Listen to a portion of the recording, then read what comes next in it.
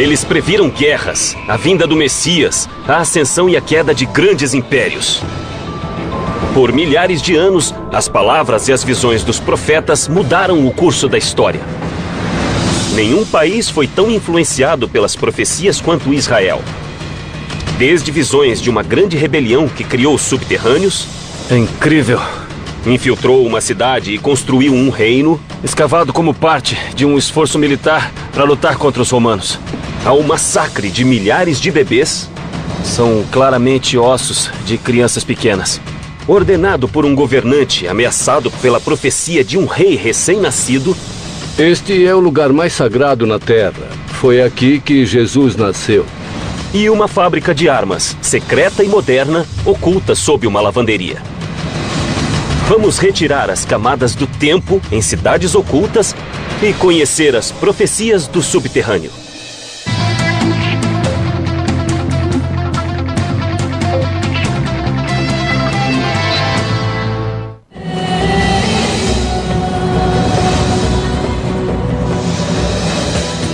Para bilhões de pessoas, Israel é a terra mais santa do planeta. Seus 5.000 anos de história estão repletos de profetas, messias, guerras e derramamento de sangue. Seu presente é assombrado por fantasmas do passado e profecias do futuro.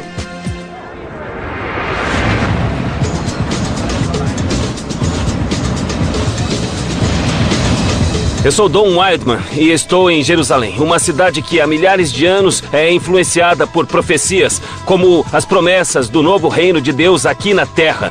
Previsões de guerras sangrentas e alertas do Apocalipse, de Abraão a Jesus e até a Nostradamus. As palavras dos profetas têm orientado reis e influenciado o destino de pessoas comuns como você e eu. Hoje, a cidade antiga que está no cerne das profecias quase desapareceu. Mas se olharmos embaixo das ruas, ainda podemos achar o mundo perdido dos profetas e talvez vislumbrar o futuro. O moderno Estado de Israel foi fundado em 1948. Mas a ideia de um Estado judeu data de milhares de anos atrás, quando os profetas falavam do Messias. No século VIII, o profeta Isaías previu que um Salvador libertaria os judeus de séculos de opressão. Os cristãos acreditam que a profecia se realizou com o nascimento de Jesus em Belém. Mas outra profecia, mais sombria e oculta nos subterrâneos, falava do massacre de milhares de judeus.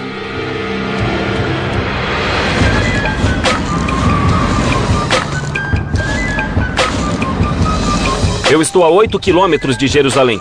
Estou em Belém, que quase todos conhecem como o local do nascimento de Jesus. Ela fica na famosa Cisjordânia, uma região que pode ser muito perigosa, mas nada perto do que era 2000 anos atrás. E o que se vê por aqui não lembra nada o lugar no ano zero. Mas ainda existem partes do passado ocultas sob o solo. Um passado moldado por duas profecias muito diferentes e muito poderosas. Uma falava do Messias, o Salvador dos judeus oprimidos, e a outra era muito sombria, um alerta assustador de um massacre de inocentes recém-nascidos. A Igreja da Natividade situa-se sobre uma colina no centro da cidade. Com mais de 1.400 anos e ocupando 3 acres, ela mais parece uma fortaleza. Mas alguns passos abaixo deste piso pode ficar o verdadeiro lugar onde Jesus nasceu. Eu vou me encontrar com o professor Kustan Shimali. Ele é especialista na Igreja da Natividade e a família dele mora em Belém desde antes do século XV. Professor? Olá, como vai? Aqui parece um show de rock, né? É sim, parece. Mesmo com a violência tão frequente na Cisjordânia, as pessoas visitam a Igreja da Natividade há 2000 anos. Sim. Os visitantes entram por esta portinha, construída pelos otomanos para que os animais não entrassem na igreja.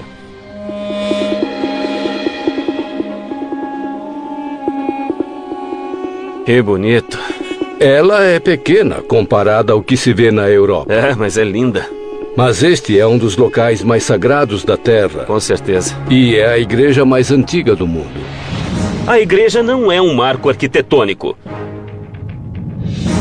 Mas para milhões de pessoas em todo o mundo, o local em que duas profecias foram cumpridas situa-se em uma caverna escura sob o piso da igreja.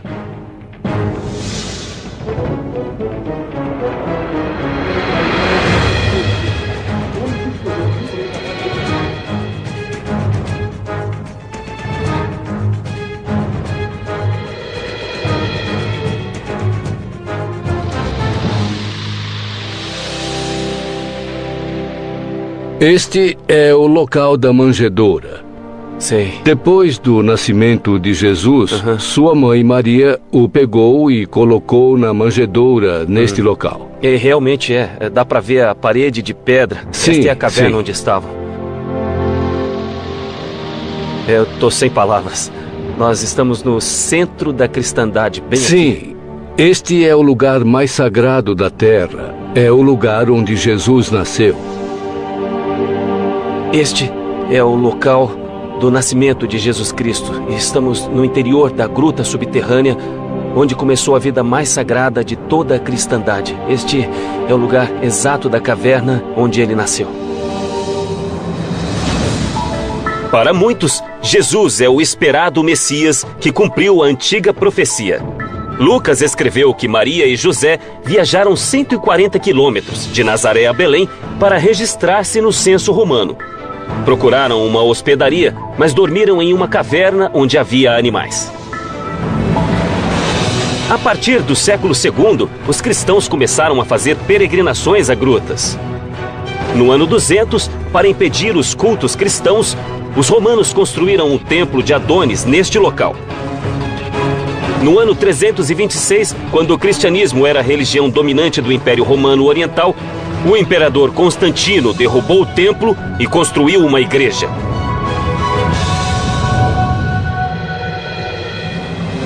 A Igreja da Natividade e o cristianismo ligam o nascimento dessa criança a esta caverna escura. Qual foi exatamente a profecia de Isaías?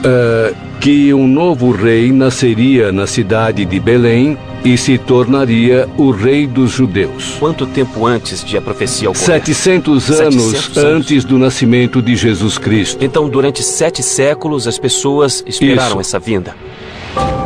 A profecia de um rei judeu trouxe esperança aos judeus. Mas Herodes, o rei da Judéia, considerou-a uma ameaça. Herodes ficou cada vez mais paranoico e imprevisível e mandou matar a esposa, o cunhado e 3 de seus filhos. Houve um atentado a Herodes e um grupo de judeus, os fariseus, anunciou a vinda de um Messias. Segundo Mateus, os 3 reis magos vieram do leste, de acordo com outra profecia antiga, a profecia da estrela, que também previa quando e onde o Salvador nasceria. Os reis magos perguntaram a Herodes onde estava aquele que nasceu como rei dos judeus.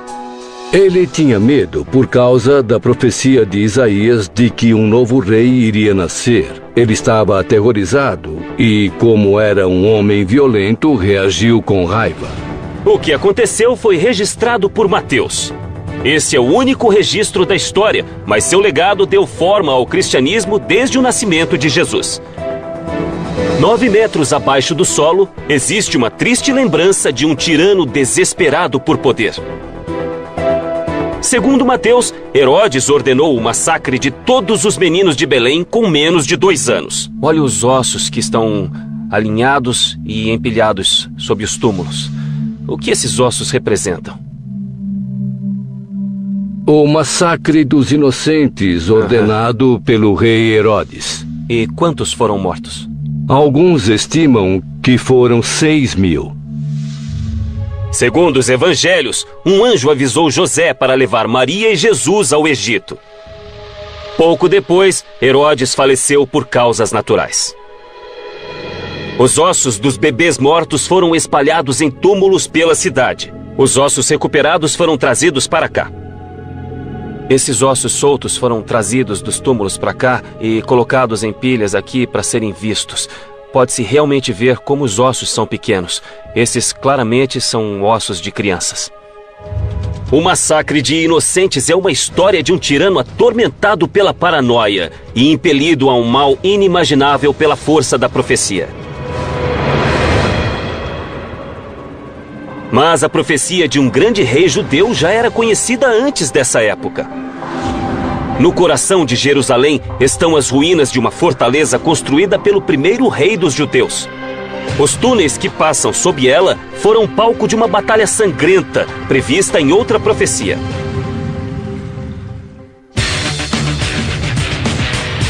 Israel gasta mais per capita para se proteger do que qualquer outro país.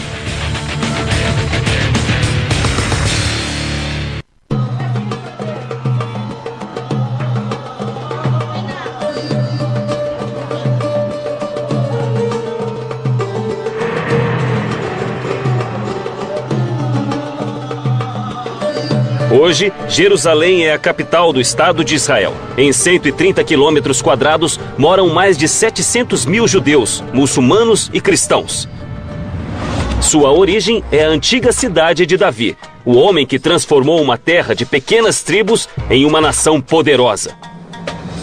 Sob as ruínas da cidade murada do rei Davi, encontramos antigas evidências de duas profecias que alteraram o destino da Terra Santa.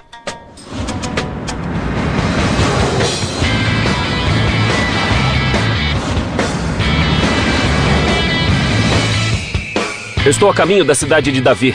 Ela fica bem ali, no final daquela colina. Esta é a origem da antiga Jerusalém, o lugar onde tudo começou. Foi construída milhares de anos atrás, no tempo em que o mundo era abalado pela palavra dos profetas, homens que se acreditavam escolhidos por Deus para transmitir sua mensagem. Eles previam tudo, de desastres naturais como terremotos e inundações, a batalhas sangrentas e o declínio de impérios.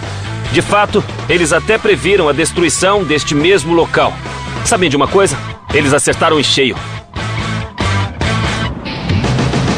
As ruínas da cidade de Davi situam-se ao sul do Monte do Templo, a colina do lendário Templo de Salomão. Eu vou me encontrar com Sharash Lo. Esse homem explorou cada centímetro do mundo sob a cidade de Davi. Vamos descobrir como as profecias literalmente moldaram esta cidade.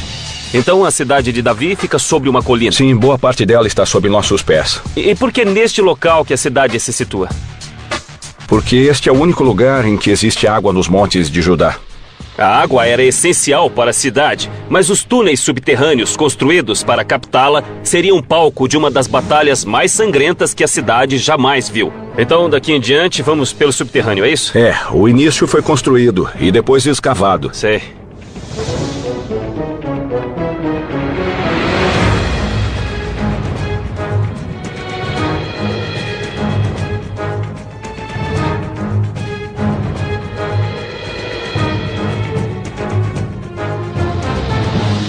Nossa, então fica mais antigo a partir daqui. Sim, daqui até chegar na água.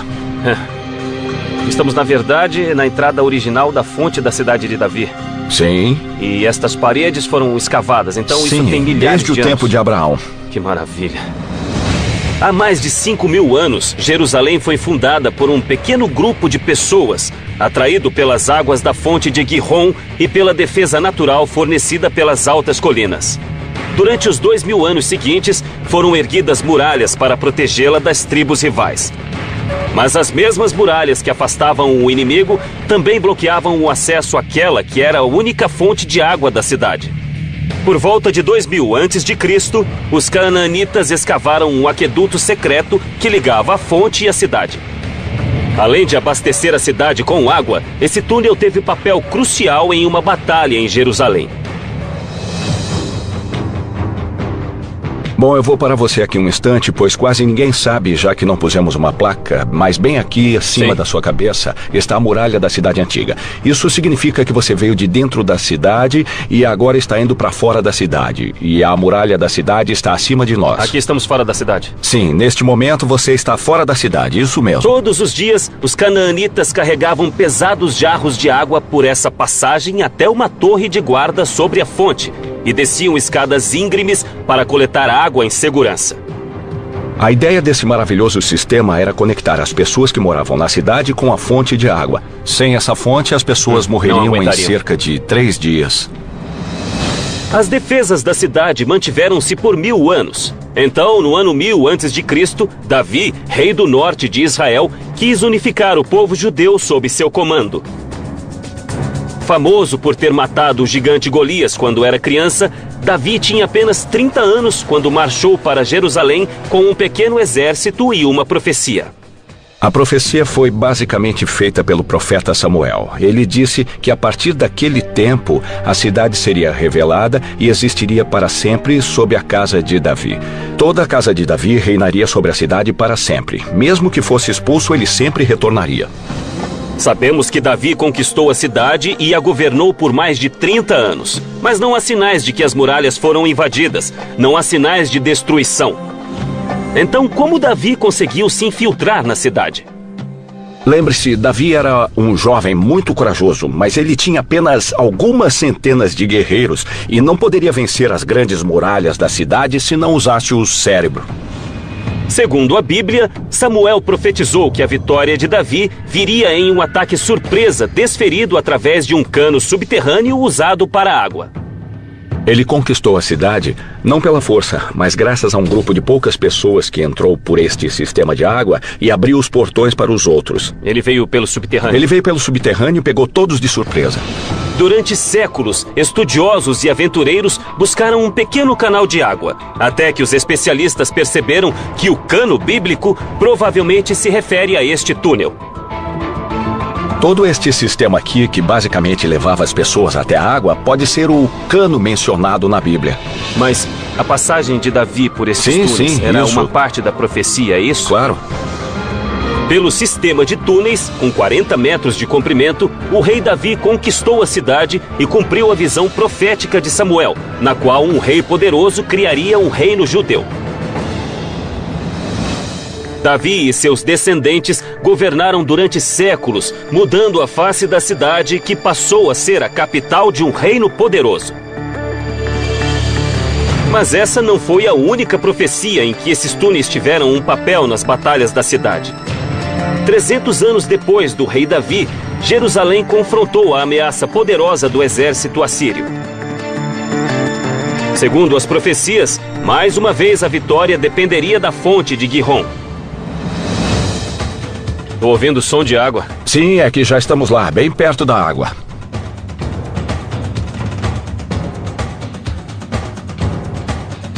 Mas esta água é natural? Esta é a própria fonte de Gihon que estamos falando tanto. A fonte foi usada por muitos anos. Mas em 701 a.C., o exército assírio, com 200 mil homens, varreu Israel. O rei da Judéia precisava de uma defesa que salvasse o reino e cumprisse a profecia de Isaías de que os túneis eram a solução. Os assírios tinham conquistado 46 cidades e marcado o local das vitórias com uma pilha de crânios. Jerusalém era o próximo alvo. Conforme o exército se aproximava e os refugiados acorriam a cidade, o rei Ezequias percebeu que um caminho até a fonte não bastaria. Ele precisava de um canal que trouxesse a água para a cidade. Jerusalém tinha crescido 3 ou 4 vezes na época. Enquanto construía uma nova muralha, ele pensou, a água não é bastante para sustentar a todos. Eu preciso resolver isso e realizou um feito incrível. Uma grande obra que foi criar e escavar o túnel de Ezequias, em que estamos entrando agora. O túnel de Ezequias tem 500 metros de comprimento, 100 dos quais sob o solo, e sai do lado ocidental. Há um leve declive da fonte para a piscina de Siloé, que é o extremo do túnel dentro da cidade.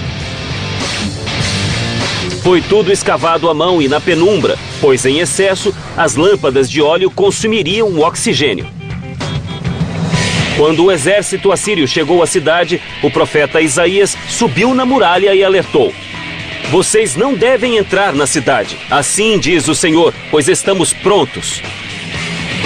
Bom, Isaías sabia que uma nova muralha e este incrível sistema tinham sido construídos. Então este era o conhecimento secreto que Isaías tinha quando fez a profecia? Era. Os assírios sitiaram a cidade por meses, até que foram dizimados por uma praga e recuaram, cumprindo a profecia de Isaías. É por causa desta água, então, que Jerusalém existe hoje? Achamos que sim. É incrível. Este sistema de água foi criado para a defesa contra os assírios. Esta água vem exatamente da mesma fonte que fluía naquela época. Vamos dar uma olhada. Olha só essa água. Ela corre por aqui.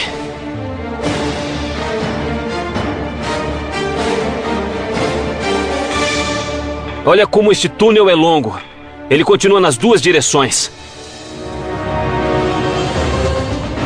Este túnel é o alicerce da antiga Jerusalém e faz parte de uma profecia. Um profeta disse que o túnel salvaria a cidade. A destruição da cidade foi profetizada. e a destruição do templo, todas essas profecias empilham-se uma sobre a outra e constroem uma lenda que é Jerusalém. Mas o único modo de chegar ao fundo da lenda é descer aqui, até aqui no subterrâneo.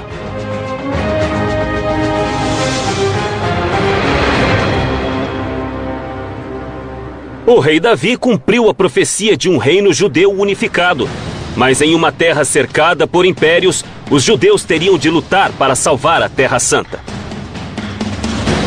Quando os romanos cruzaram o continente, eles resistiram e, mais uma vez, usaram os túneis como campo de batalha.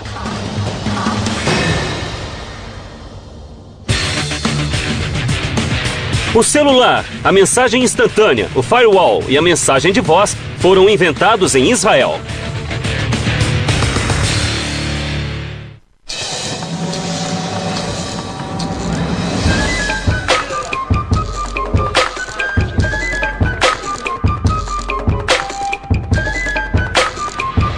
A cerca de 20 minutos de Jerusalém, ficam as ruínas de uma incrível fortaleza.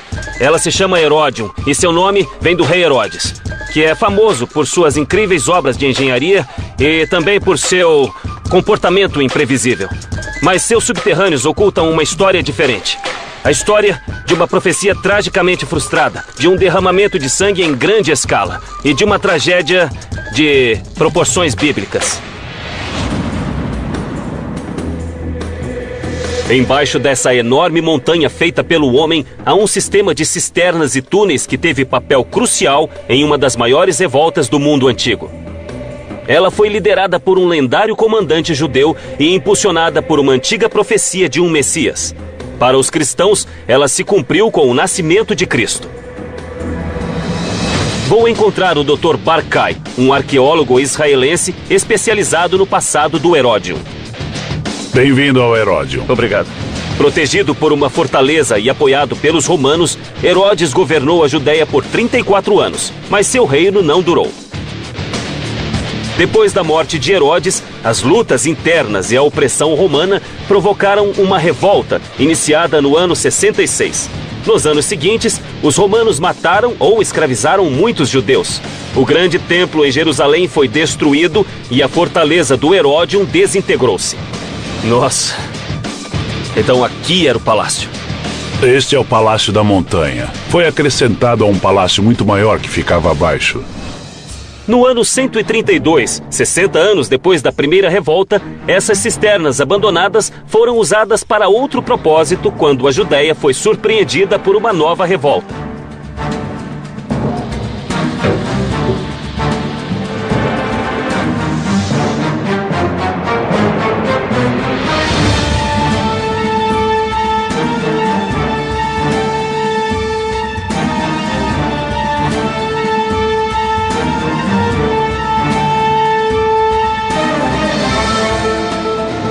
Este é o local por onde eles levavam a água direto ao palácio. Tudo isto foi escavado.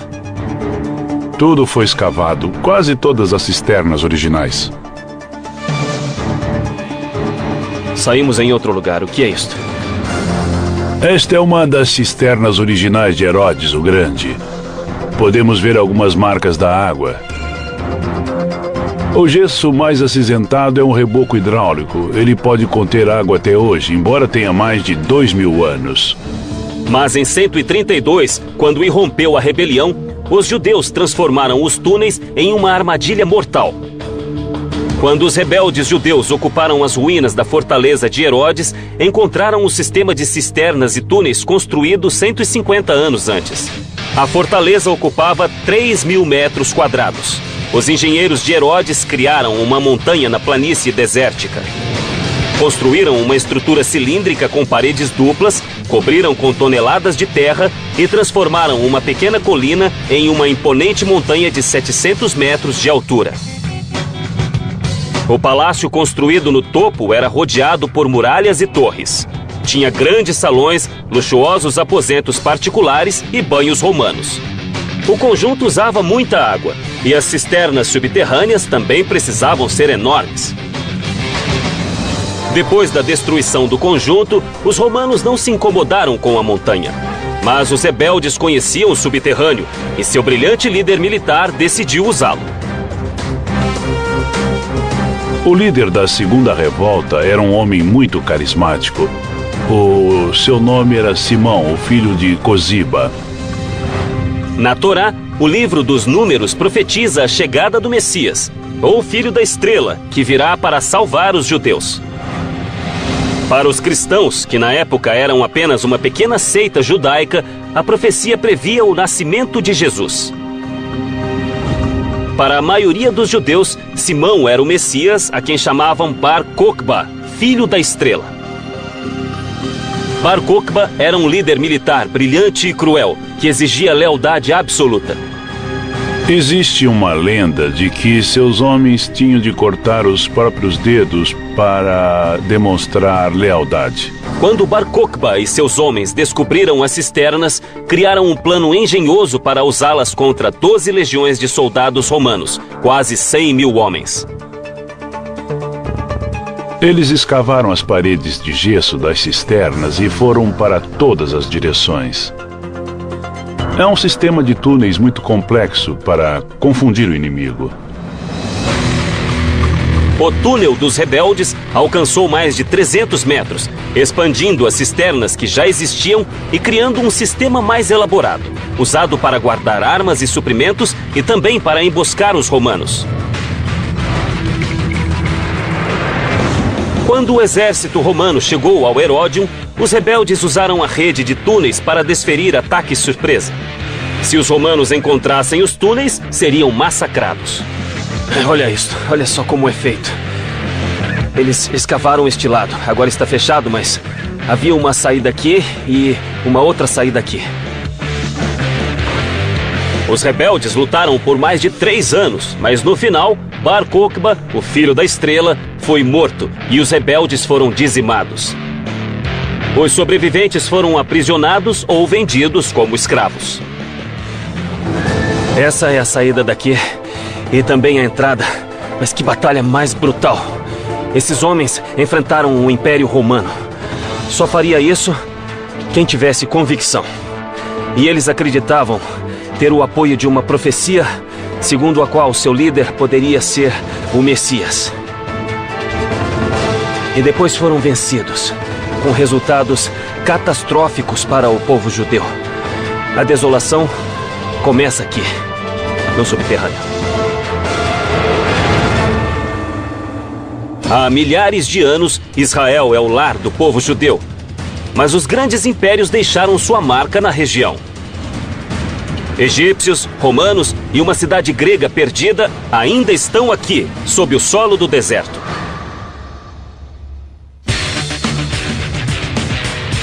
Israel tem o maior número de universitários formados per capita no mundo.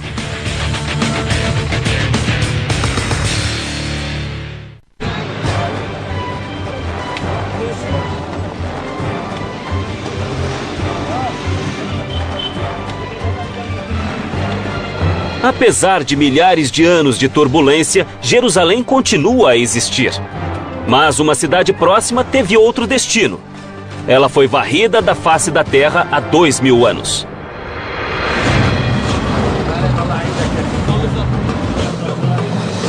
Estou a 56 quilômetros de Jerusalém, nas ruínas de uma cidade antiga chamada Maresha. Bom, eu admito que não parece muito, mas acredite em mim. Há um outro mundo oculto bem embaixo dos meus pés. Por quase 1000 anos, este foi um sangrento campo de batalhas entre os pagãos que viviam aqui e os hebreus de Jerusalém. Quando essa longa e violenta guerra irrompeu, só havia um refúgio seguro, que fora construído cuidadosamente por séculos. Uma outra cidade, subterrânea. Vou me encontrar com Nahum Sagiv, um arqueólogo, que irá me mostrar o subterrâneo. Nahum? Olá, Dom. Como vai? Então esta é Maresha.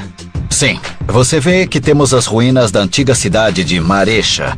As descobertas aqui vêm do período helênico, ou seja, do 3º e do 2º séculos antes de Cristo. E a cidade era densa? Havia muitos prédios? Estamos falando de 10.000 pessoas juntas. Já havia pessoas aqui 900 anos antes de Cristo, mas Maresha floresceu no século IV antes de Cristo, quando Alexandre o Grande conquistou a região. Ele pretendia expandir a cultura grega e Maresha tornou-se um centro vital para a sociedade helênica, atraindo outros pagãos durante 200 anos. O reino de Alexandre fora previsto pelo profeta Daniel, mas não era difícil prever problemas para uma cidade pagã no centro do território judeu. Em 113 a.C., uma guerra decisiva com os macabeus, guerreiros judeus vindos de Jerusalém, destruiu o sonho de uma grande sociedade grega e transformou Maresha em cidade fantasma. Hoje Maresha desapareceu, mas o mundo subterrâneo de Alexandre o Grande ainda está aqui.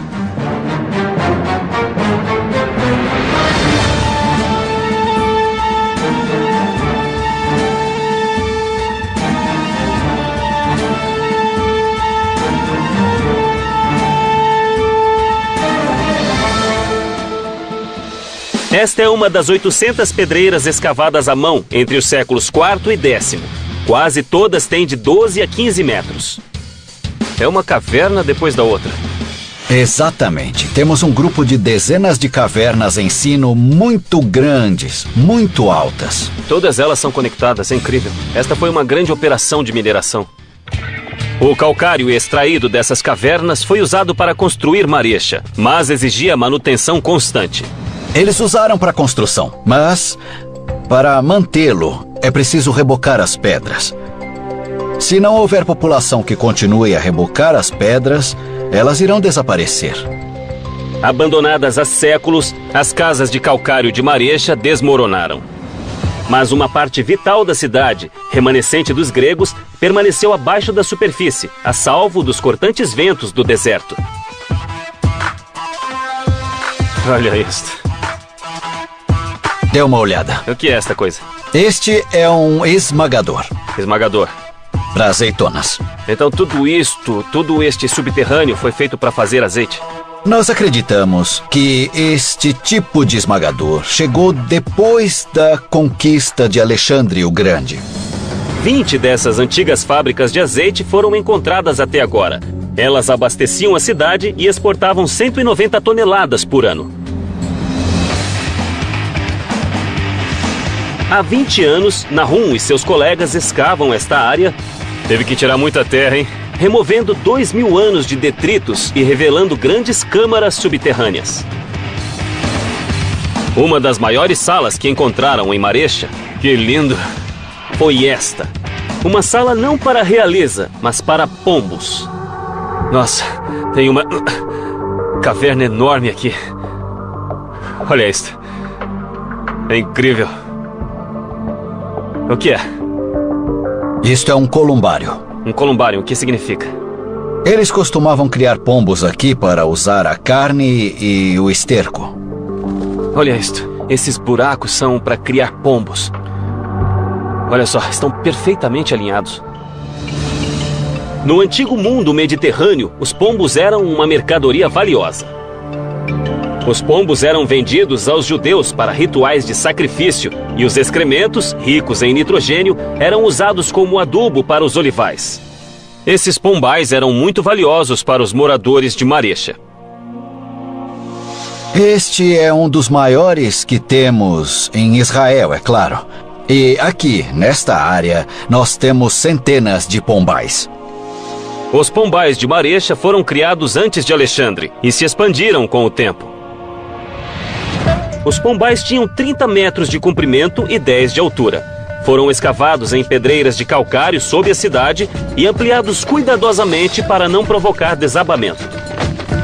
Os construtores fizeram passagens para que os pombos entrassem e saíssem, mas com aberturas mínimas para barrar o ar seco do deserto que endureceria o calcário. Como a rocha permaneceu macia e fácil de escavar, os pombais foram ampliados para baixo. Maresha era próspera e pagã, e se tornou um alvo quando o líder judeu João Hircano subiu ao poder em 135 a.C. 22 anos depois, ele atacou a cidade. Pouco se sabe sobre a batalha, a não ser o resultado. Hircano I conquistou toda a região e obrigou o povo a se converter ao judaísmo. Então quer dizer que ele baixou uma lei. Ou você se converte ao judaísmo ou então morre. Exatamente. Então, E muitas pessoas acabaram morrendo. Eles tinham seu modo de vida. Tinham muito a perder, então rejeitaram a ordem e pagaram com a vida. Alguns conseguiram escapar, mas em 40 a.C., a rica Maresha estava em ruínas. Por toda parte nesta terra, há derramamento de sangue, guerra e aniquilação. Civilizações esmagadas. Mas esta também é a história de incríveis feitos de engenharia, de sobrevivência sob as mais difíceis circunstâncias. E o lugar onde mais se encontram esses milagres, feitos pelo homem, fica bem aqui, no subterrâneo.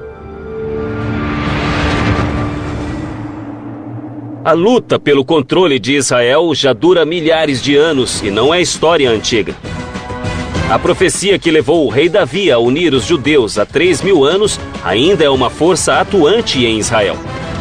Embaixo desta lavanderia, existem evidências de que os rebeldes antigos tinham algo em comum com os modernos: o subterrâneo. A palavra Amém aparece 773.692 vezes na Bíblia.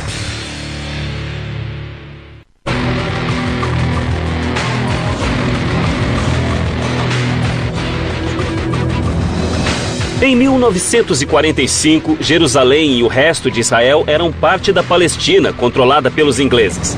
Mas os 500.000 judeus que viviam aqui estavam determinados a cumprir a profecia de Ezequiel, de que Deus iria reunir seu povo e reconstruir Israel.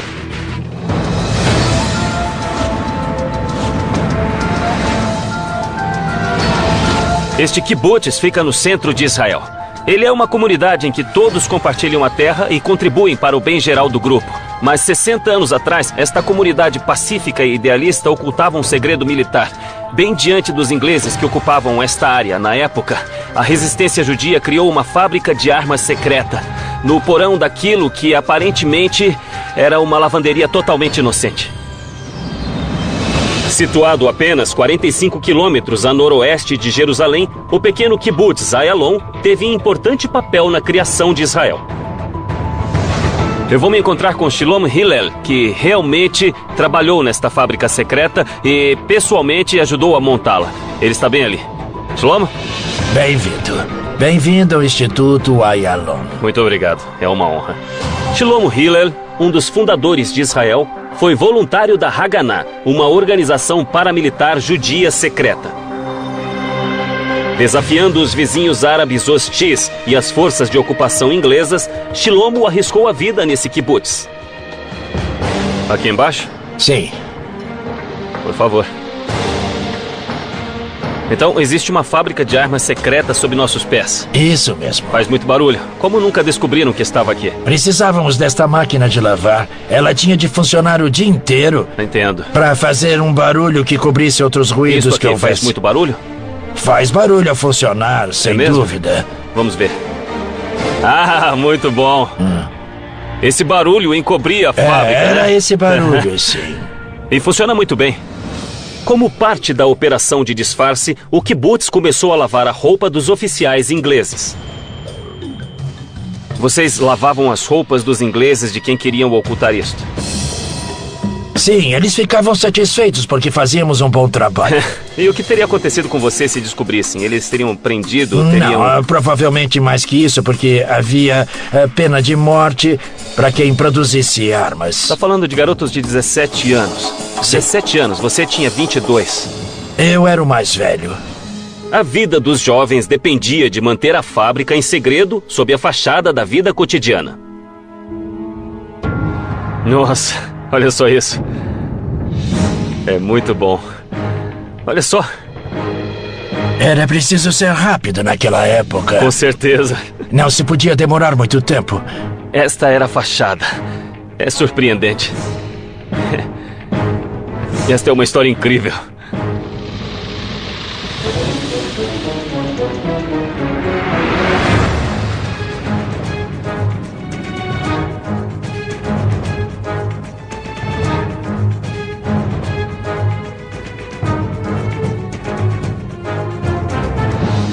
Que coisa incrível. Fica cerca de 8 metros abaixo da superfície. 8 metros abaixo. Sim. É cerca de 20 pés. O espaço está como era na época? Exatamente. A lavanderia cobria o poço de entrada para a fábrica de balas, 8 metros abaixo. Nos fundos da lavanderia havia uma padaria que ocultava outra entrada.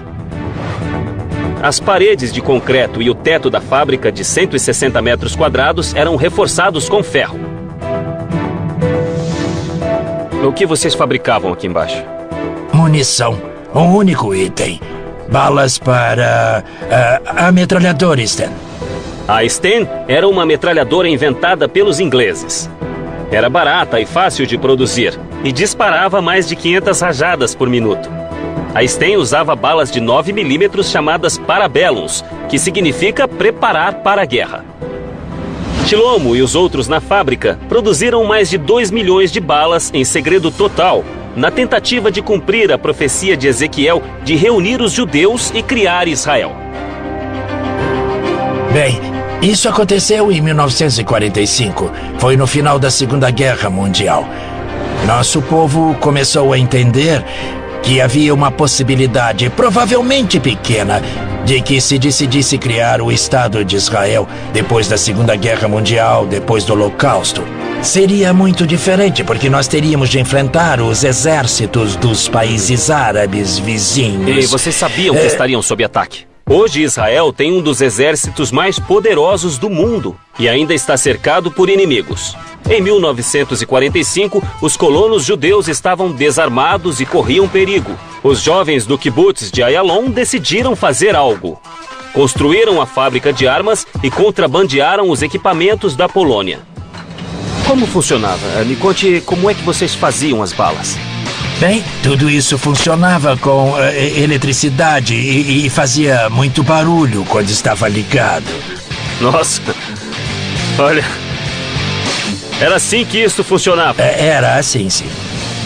Então, isto é o resultado do metal que era processado, estirado e moldado na bala era preciso que conhecemos. cortar do tamanho exato da bala. Circuncidávamos a bala. Entenda, a Circuncidavam bala. a bala.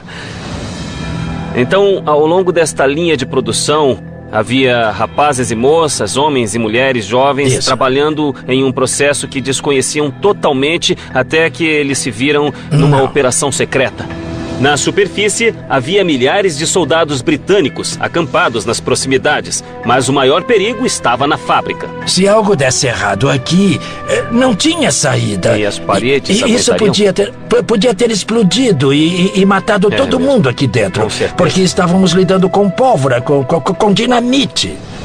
Mas as balas tinham de ser testadas e a poucos metros do material explosivo, eles criaram uma galeria de tiro. Então, esta é a galeria de tiro. Todos Sim. os dias a qualidade do produto era testada Sim, aqui é isso dentro mesmo, era assim. da própria fábrica. Sim, e na minha opinião, isso era perigoso demais. Apesar dos riscos, não houve acidentes fatais em Ayalon e eles nunca foram descobertos, prova do bom planejamento dessa operação subterrânea. Eles tinham até uma cabine de bronzeamento para parecer que os trabalhadores haviam estado ao ar livre. É incrível o número de detalhes com que tinham que se preocupar. A menor suspeita podia ter sido o fim de todos nós. Vocês viviam um filme de espionagem. Bem, isso foi parte da nossa vida. Isso é, na época, fazíamos isso porque nós sabíamos que nosso trabalho tinha de ser feito e fizemos. Sentíamos satisfação por estar fazendo algo que sabíamos que era importante para a nossa sobrevivência. É impressionante.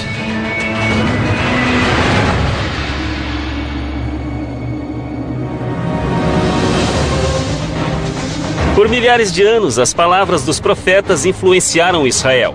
Da promessa de um Salvador a alertas de guerra e previsões do futuro da humanidade. Os dias dos profetas terminaram, mas no século XXI, suas antigas visões ainda assombram o futuro.